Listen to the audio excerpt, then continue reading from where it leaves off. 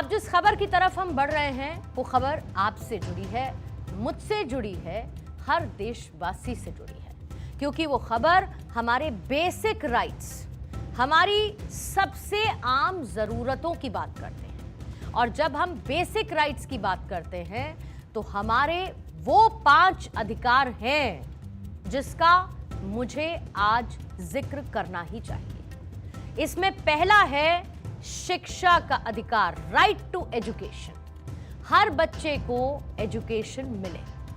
दूसरा है right to health, यानी स्वास्थ्य का अधिकार, हर किसी को बेहतर इलाज और अच्छी सुविधाएं दी जाएं।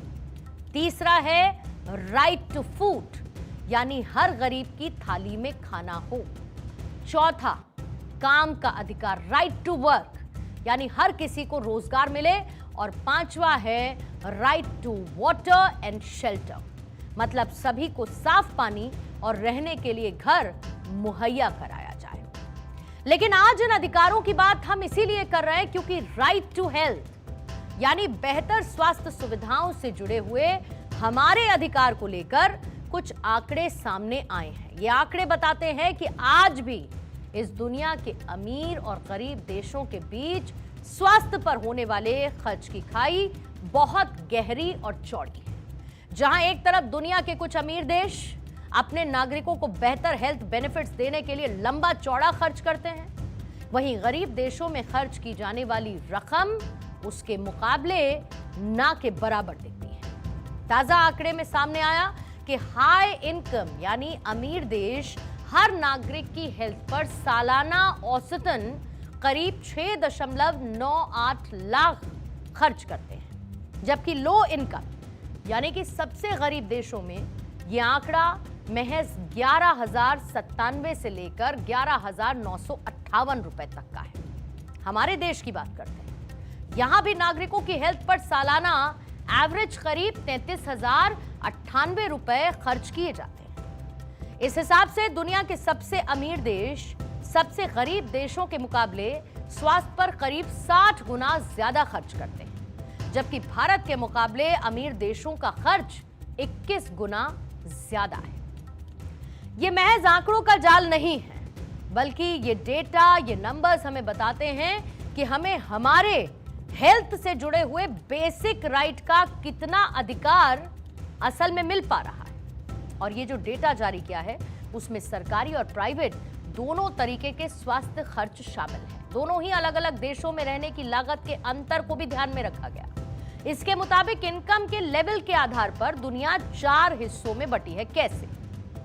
अब इसमें हाई इनकम देशों में यह खर्च करीब 6.98 लाख है, जैसा कि मैंने आपको पहले ऊपर भी बताया। जो अपर मिडिल इनकम देश है उसमें घटकर 1.27 लाख आ जाती है। लोअर मिडिल इनकम देशों में गिरकर करीब 31,568 रुपए पर आती है और लो इनकम देशों में ये सिमट कर केवल 11,097 रुपए रह जाती है। इस हिसाब से अगर इस 4 बाइफिकेशन के हिसाब से हम देखेंगे तो हम लोअर मिडिल इनकम वाले देशों से थोड़ा सा नीचे हैं। और ये सिर्फ पैसों का अंतर नहीं है, बल्कि इसका सीधा असर लोगों की सेहत और उम्र पर भी पड़ता है, क्योंकि रिपोर्ट के मुताबिक गरीब देशों में लोगों की औसत उम्र अमीर देशों के मुकाबले करीब 16 साल कम है। इसके अलावा इन्फेंट मोर्टालिटी रेट, डिलीवरी के दौरान होने वाली मौतें और बीमारियों का बोझ भी गरीब देशों में काफी ज्यादा है। यानी कि पैसों और संसाधनों की ये इनइक्वालिटी सीधे तौर पर लोगों की सेहत में, उनकी उम्र के अंतर में बदल जाती है, जीने की उम्र के अंतर में बदल जाती है। इसीलिए ये सवाल आज उठाना बहुत जरूरी है, क्योंकि जब हम दुनिया की सबसे तेजी से बढ़ती हुई, उभरती हुई अर्थव्यवस्था, तो फिर सेहत पर खर्च के मामले में हम लोअर मिडिल इनकम वाले देशों से भी पीछे क्यों हैं?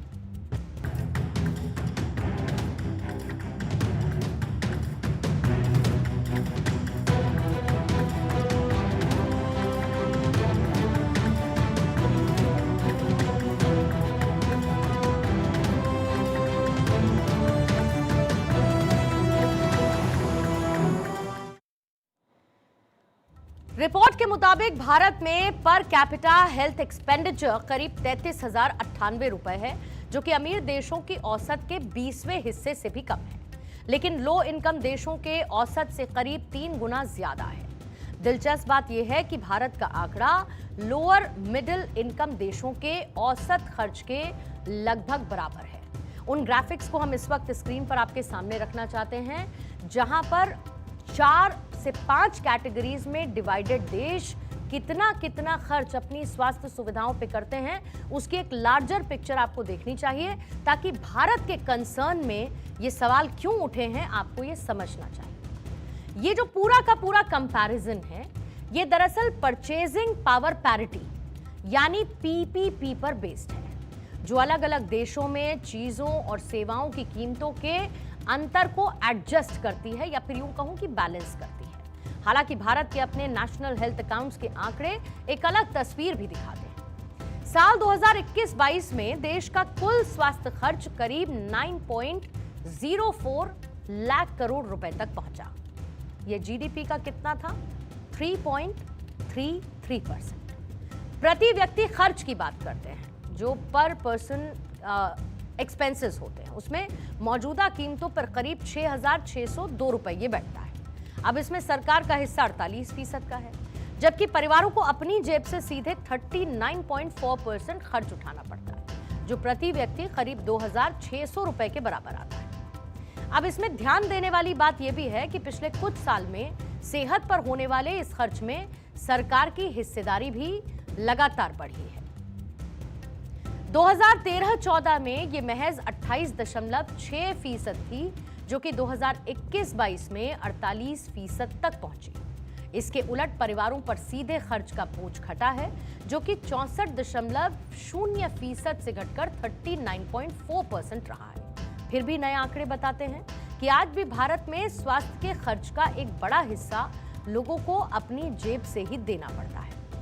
अब इतिहास को समझना इसीलिए जरूरी है क्योंकि स्वास्थ्य पर होने वाला ये खर्च हमेशा से इतना ज्यादा नहीं था। ये बदलाव बदलते समय के साथ देखने को मिला है, लेकिन इसके बावजूद अगर लोगों का अधिकार है राइट टू हेल्थ का, तो राइट टू हेल्थ का अधिकार लोगों को मिलना चाहिए, और साथ साथ उनकी उम्र किसी एक मेडिकल एक्सपेंडिचर के हिसाब से जो उनके ऊपर उनका देश खर्च करता है उसके हिसाब से तय नहीं होनी चाहिए। इस पूरी खबर का सार यह है कि एक मजबूत और विकसित राष्ट्र की नींव उसकी सेहतमंद आबादी पर ही टिकता है। हमने दुनिया की सबसे तेजी से बढ़ती इकोनॉमी बनने का सफर तो तय कर लिया, लेकिन जब बात हमारे बेसिक राइट टू हेल्थ की आती है तो आज भी एक गहरी खाई के मुहाने पर हम खड़े नजर आते हैं, क्योंकि बीमारी कभी अमीर या गरीबी देखकर नहीं आती। इसीलिए एक सभ्य समाज में इलाज का अधिकार इंसान का बैंक बैलेंस देखकर तय नहीं होना चाहिए। मार्टिन लूथर किंग जूनियर भी स्वास्थ्य सेवाओं में होने वाले भेदभाव को सबसे ज्यादा चौंकाने वाला और अमानवीय मानते हैं, और इसीलिए सही दिशा में कदम बढ़ाने की जरूरत है। देश के आखिरी पायदान पर खड़े व्यक्ति को भी इलाज की सुविधा मिलनी चाहिए और स्वस्थ भारत का सपना साकार होना चाहिए।